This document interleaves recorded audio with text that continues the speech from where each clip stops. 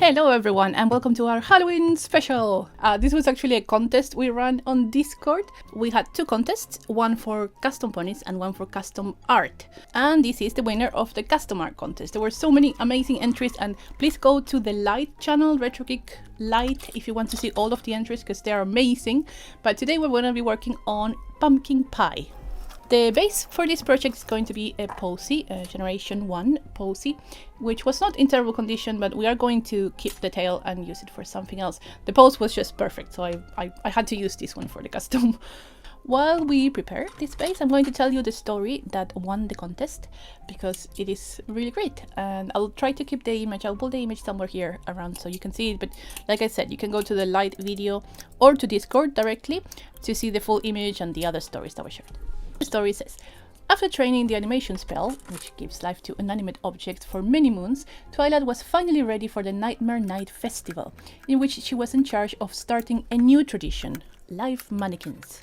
With Rarity's help, they both dressed up some mannequins with various costumes, so Twilight could bring them to life in order to amuse or scare any ponies that were celebrating. The spell was a success, and all the mannequins ran around fulfilling their duties. However, an unexpected guest was about to turn all this fun into a true horror. Discord, who felt that he should join in the fun, decided to change the spell cast by Twilight. And we will do the story in part, so you'll have to wait for the next one. It's coming soon. Don't worry, I will keep the explanation bits short, and I'm not going to make you wait until the end of the video for the story. I just wanted to explain just a tiny bit what we're going to do in terms of preparing the pony to become pumpkin pie, or to turn the pony into a mannequin. And the first step is to remove all the paint. This is not entirely necessary because we are going to repaint over, but some of the colors will be a little light, and just in case, better to have a blank slate. I just realized I don't have the recording of erasing the symbol, but we are going to look at the eyes. For these I'm going to be using 100% pure acetone. You can use nail polish as long as it has acetone in it. If it has other things, it will probably be good for the skin of the pony. And once we remove everything, we're going to start sculpting. I do want to comment on my decoration for this video. So like I said, I wasn't feeling too well. I haven't been feeling too well for a while, and I had so many plans for Halloween and Halloween videos. I ended up just doing this one. I think it's just gonna be this one, but I bought these pumpkins to make it a little more festive. I still really want to show the other ones, so maybe we'll do like a path to Christmas through winter, and it's gonna be winter themed, a little spooky things. Just a tiny break to design how we're going to do the stitches and things for the mannequin. This is not something I normally do, but I have to. I have to because I want to be better. I want to do more elaborate projects, and these are my pony template sheets that should help me do that. I made these PDF printables of I think all of the most popular ponies, but I do have all of the shapes because I have been using them for my book, which is coming out very soon. I will do the pre-order very soon, so please keep an eye on that. It's the project of my life. But anyway, these sheets, if you're a patron, you can download them for free as PDFs, and you can print them and use them to create your own customs. And if you are not a patron, you can buy the PDF as a digital file from my Etsy shop. By the way, all the little black dots you see in the printout, it's because of my printer. They're not in the original files. Oh, and since we're looking at these, almost done, sorry, we're going to do more contests for Christmas, and you'll be able to download some of these also in the Discord. If you want to participate in the contest, you can use templates if you want. You don't have to.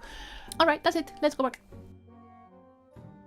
Alright, time for the fun part. This is what took me the longest and what I really struggle with, but oh my god. I'm just looking at the image and I realized I did the trousers wrong.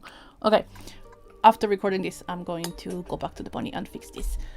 The post of the pony was almost perfect, I felt, for the movement effect of the mannequin, but the head was looking too high, so we're going to do a little surgery. We're going to reposition the head. I'll keep this part short because I know you probably don't want to see too much of these. I actually did not enjoy this part, but it was a necessary bit of the process. And I kept it because it shows how you can rearrange limbs if you have a custom like this. So for those still here, my advice when using an X-Acto knife like this, always cut outwards, never towards your fingers or your face or anything like that, always far away. And when you want to rejoin your pony parts, you can use super glue. Has been proven quite effective in my experience, and sculpting epoxy putty or green stuff or things like that. You will need, or I would recommend though, that you use some kind of filler if you have large areas. I have seen doll customizers do this, so I'm imitating them. I'm by no means an expert. In hindsight, I would have used more foil, because when I was sculpting, the ball of foil I made actually sunk, and then I had to redo it, and yeah, I don't know how stable the inside of the pony is. But anyway, we are now going to use some epoxy putty to fill in the gaps and create this illusion that the head is kind of pointing downwards. I didn't want it to point too downwards. It's something between the two bits of the drawing from the contest. And now, while we mix and start sculpting, I will finish the story of Pumpkin Pie, which I don't know if I already mentioned, but was designed by Maddox. I'm sorry if I didn't say that before. I probably also forgot to mention that this custom pony is going to be sent to Maddox, who lives in Brazil, as the prize for winning the contest, for getting first place. There were also prizes for second and third place, and that's why I encourage you to go to the light channel to see what the other entries were and what the 3 finalists were. And now back to the story. We were saying how Discord had decided to change the spell cast by Twilight. Obviously, the chaos installed that night, and instead of silly jump scares, the mannequins were terrorizing Ponyville. Not understanding what went wrong, the purple unicorn tried her best to fix the mess, but cancelling a spell she didn't cast was very difficult.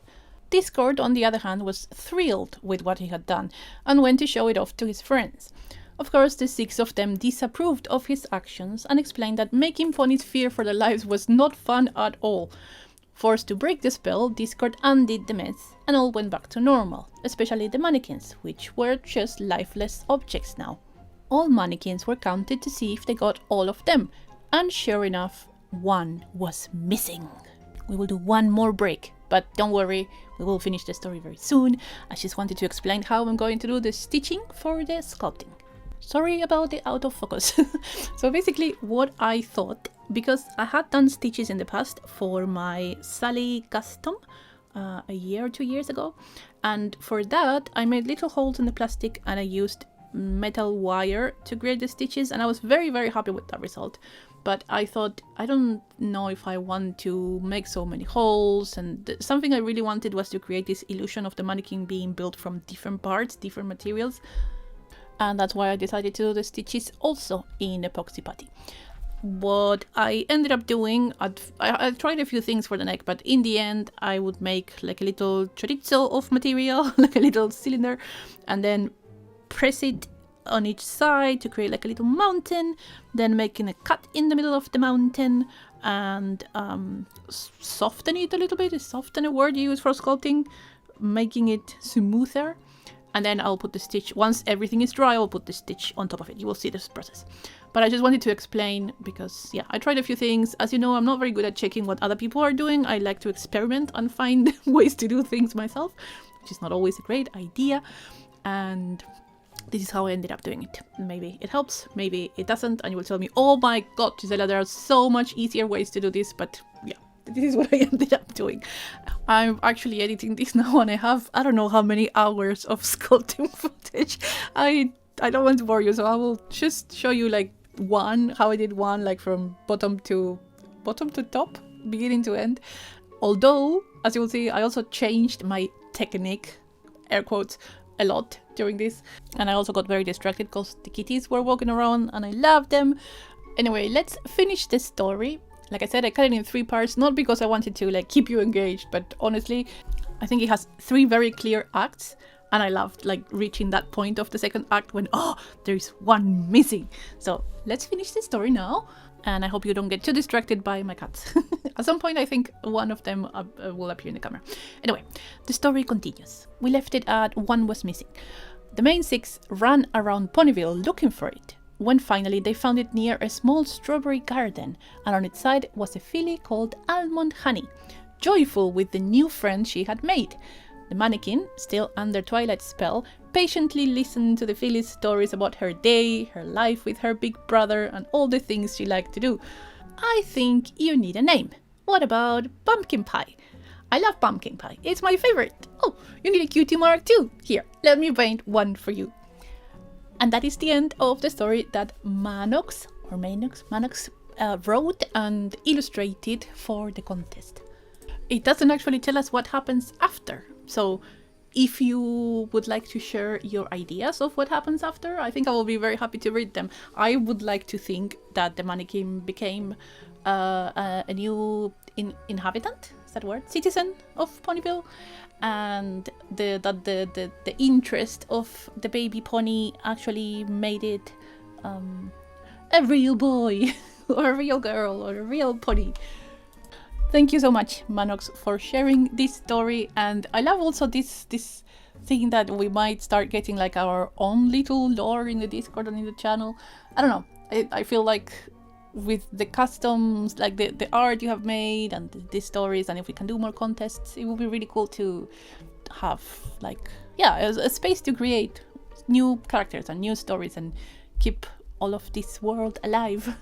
We are progressing quite well with the sculpting. This took a long time because I didn't want to make a mess and fill the mannequin with fingerprints. So I did some parts, let them dry, then went back to it. That's one of the reasons why it took me a little longer to make this video than I expected. But it kind of worked with my not feeling as well. Today feels different, and that's what matters, and I'm really enjoying recording this. Actually, recording the voice is my favorite part of the videos, I think. And even though you have commented that you enjoy me rambling, I will always be a little scared of boring you, saying too much, and I was wondering, now that we have the painting to do and a couple of more things we need to add the hair and stuff, then I was wondering, should I just put some music on, or should I tell you maybe some Halloween stories or share the stories from the contest? I think I will save the stories from the contest for the other video so we can like expand on them. And I thought a long time about what kind of stories I would like to share here, and I debated myself a lot because these stories are designed to be quite scary, right? But this is not a scary video, this is a crafting video with a really cute Halloween story. So even though there is a story that I find really fascinating, it's a Latin American story. You can look it up. It's called El Familiar, and it's a metaphor for colonial exploitation in Latin America, but it can be quite a scary one. So we're not going to do that. Instead, I'm going to briefly talk about scary stories in general, why they exist, from an anthropological point of view, and maybe if you're interested and you want me to talk about a specific cryptid or like dark story from Latin America or somewhere else, we can do a custom pony that is about that, and then people that watch it know what to expect, kind of. This feels weird to say this, but I think I mentioned in another one of my vintage toy restoration videos that a lot of discussions around the origin of religion has to do with seeing, let's call them ghosts, in dreams or visions, and what that actually means. Does this mean that this person still exists in another realm if someone that is no longer on this like earth appears in a dream or in a vision? Talking about a vision, here comes one of my little babies, our second adoptee, Patty, also known as Patipus, Patito, hi Patty, or Pepins, because all black kitties for me are Pepins, and he's also right next to me while I'm editing this. Let's go back to scary stories. So I was saying how, we have this big question of what does it mean when you dream or see someone who is not there. And just like we have many rituals around losing someone, one of the anthropological theories is that ghost stories exist because they're also a way to try to like control or understand or deal with like the discomfort around this event that happens to all of us at some point.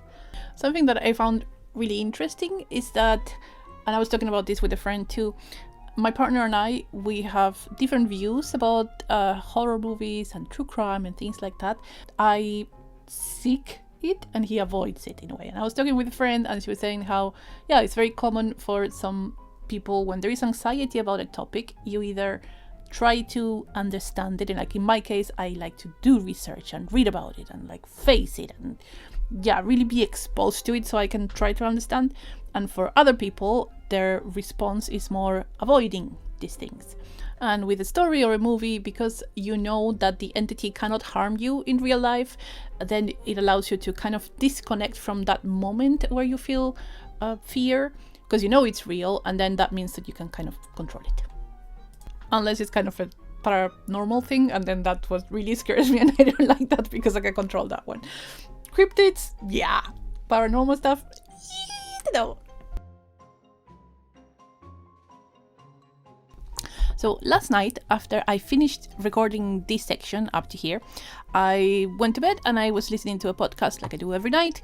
This podcast in particular was American Hysteria. I can't say it like that. American Hysteria. The episode is called Bloody Mary, and it's this game. I wasn't familiar with this game, or we had a version that was quite different. But basically, you go into a dark room with just, I think, a candle, and you look at the mirror or in the mirror, and you have to repeat certain words, for example, Bloody Mary in this case, but there are other versions, many times until the reflection will start to change, the reflection on the mirror.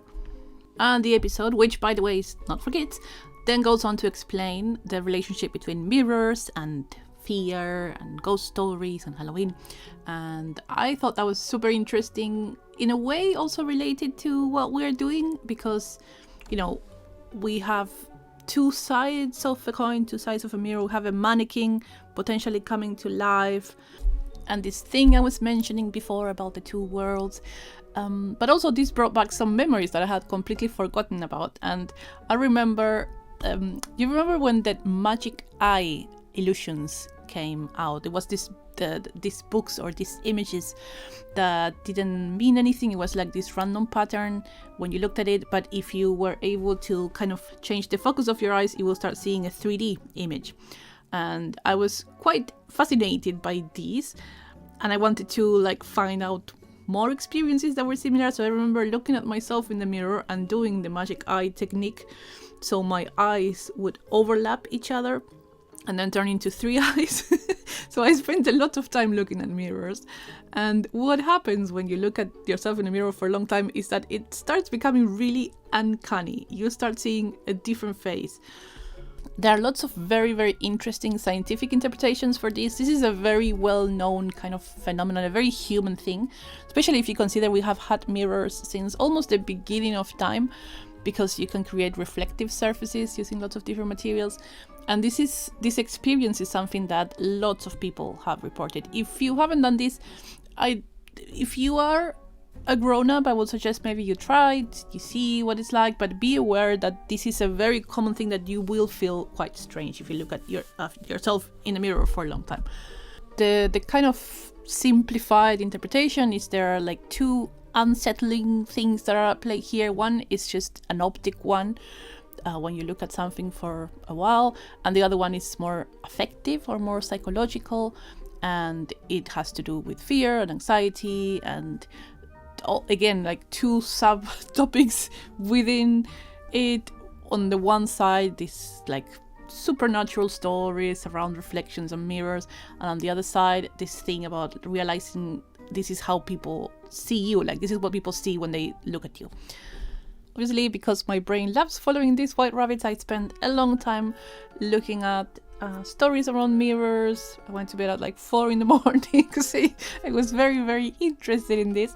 And another thing that this podcast, I can't say podcast, I recorded it so many times. The other thing that this podcast episode is how Halloween used to look very different in Victorian times, especially for girls. And it wasn't so much about telling ghost stories, it was more about trying to predict the future, and not just any future, but specifically who they were going to marry. So there will be these kind of little divination games. One of them featured the mirror, where you had to look at the mirror and eventually you will see the face of your future beloved.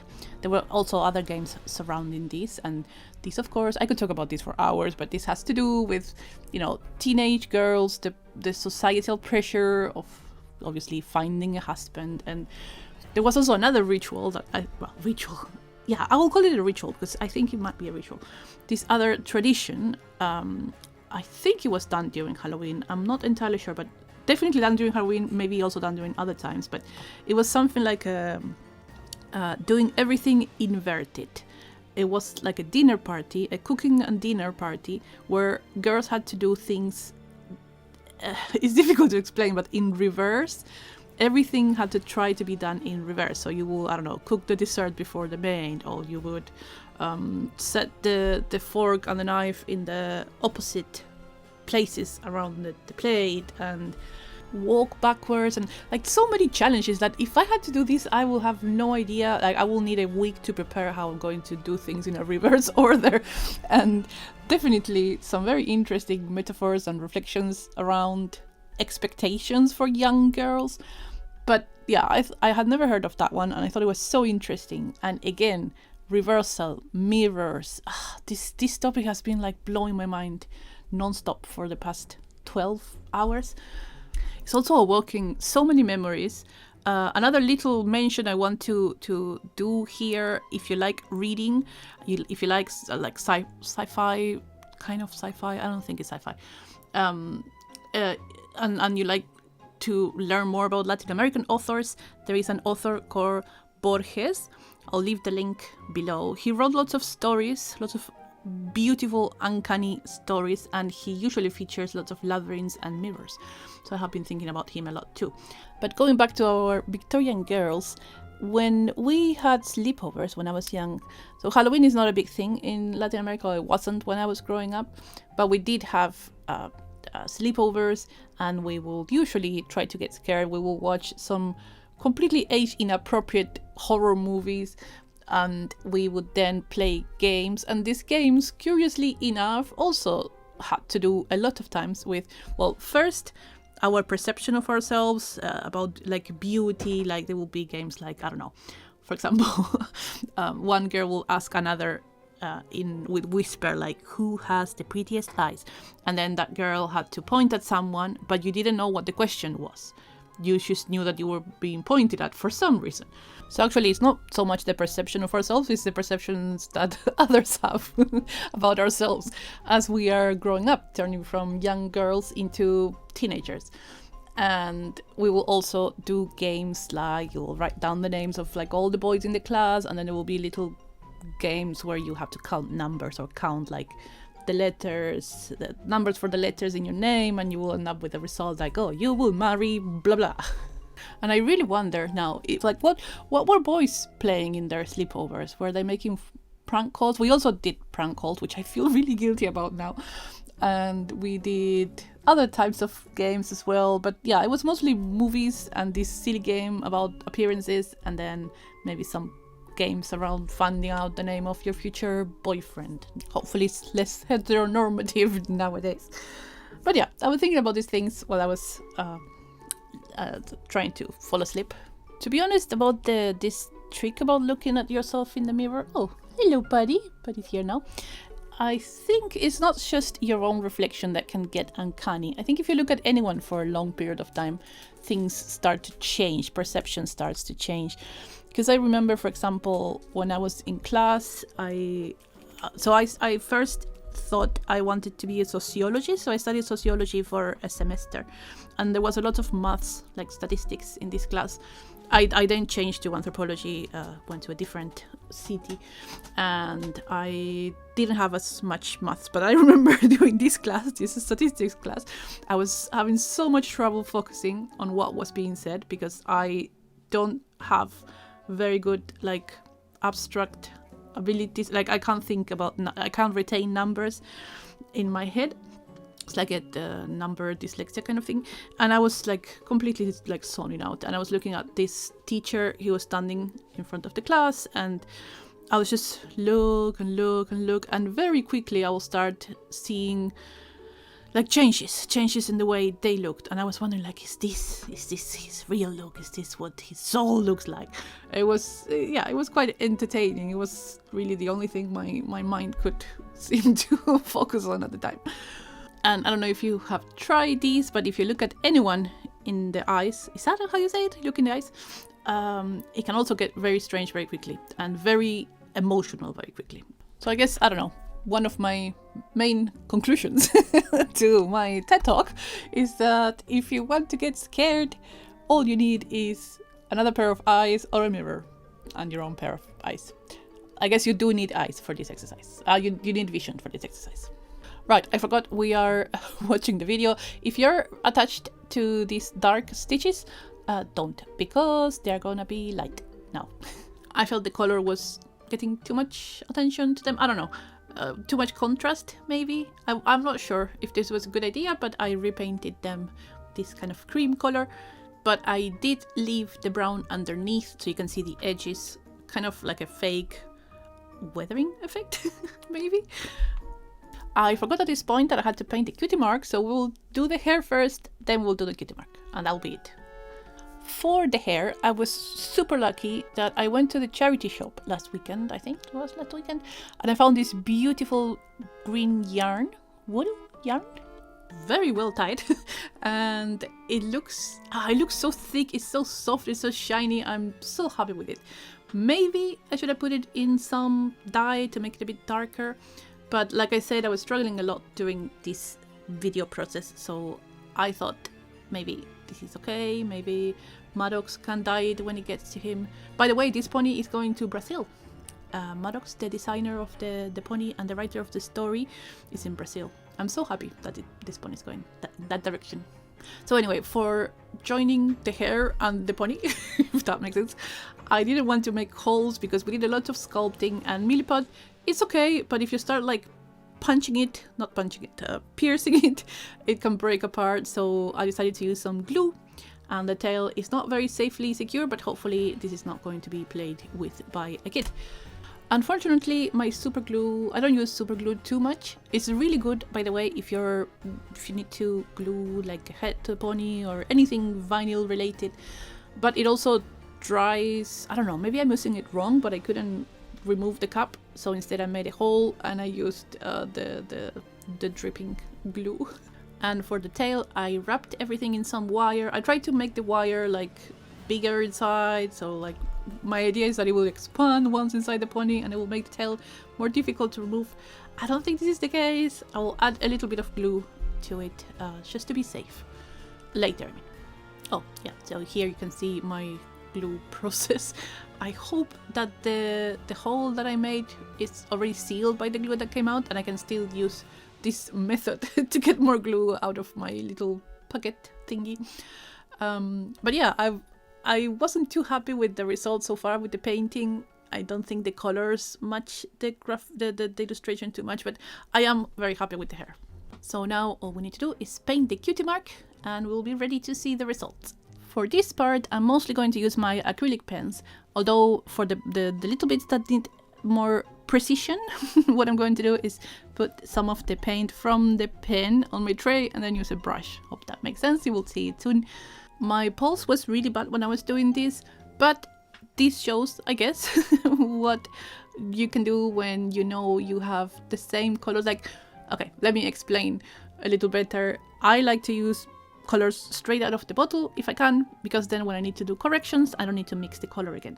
So this was a really big advantage in this particular time, because my lines were not super polished, but I knew I could just repaint and fix that. Alright, so to close this section, let's quickly go back to Halloween stories and Victorian times, why not? And like I mentioned, at the time, scary stories weren't the norm, not at least stories that were intended to scare. There will be some, well, lots of them. They will be published on magazines and newspapers, and the main theme of the season was love. And sometimes there will be a scary element, like, for example, a scary chamber that someone had to go into it, but it was always in the service of finding love. There was a game where you would throw hazelnuts into the flame, and that should tell you roughly what to expect for the upcoming years. So let's close by reading a little poem written in 1801. It's called On Nuts Burning All Hallows Eve by Charles Grayton. I don't know how to read poetry, so I'm sorry, but here goes. These glowing nuts are emblems true of what in human life we view. The ill-matched couple fret and fume, and thus in strife themselves consume, or from each other widely start, and with a noise forever part. But see the happy, happy pair of genuine love and truth sincere, with mutual fondness while they burn, still to each other kindly turn, and as the vital sparks decay, together gently sink away, till life's fierce ordeal being past, their mingled ashes rest at last. This poem, like I said, is from 1801. However, in 1700s there is already another one called The Spell that says, 2 hazelnuts I threw into the flame, and to each nut I gave a sweetheart's name.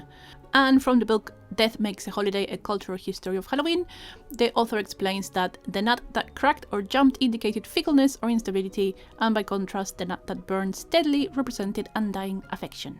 So there you go, 2 little Victorian games people used to play on Halloween. Okay, let's see the results, shall we? This is our pony posy before looking upwards ahead. And now let's take a look at our result. Pumpkin pie, the mannequin that came alive, stayed alive, who knows? Let's do a quick evaluation, self-evaluation of this pony. Things I like, the hair, definitely. The effect of the stitches, not the color. And the cutie mark. I think the design of the cutie mark was so nice. Maddox, you did a great job. This whole pony was such a fun and great project, and I hope we can do another one for Christmas and many others for other events. Things I don't like, the booties, the colors, and the unevenness of some of the areas where the sculpting took place. I should have sanded more. I was just feeling so tired. But overall, it was actually one of my favorite projects. I loved creating something that you had designed. And yeah, this pony has now been sealed and it's going to be on its way to Brazil today or tomorrow. So thank you so much for watching. I hope you have a wonderful Halloween, and please join us on Discord if you want to participate in contests like these.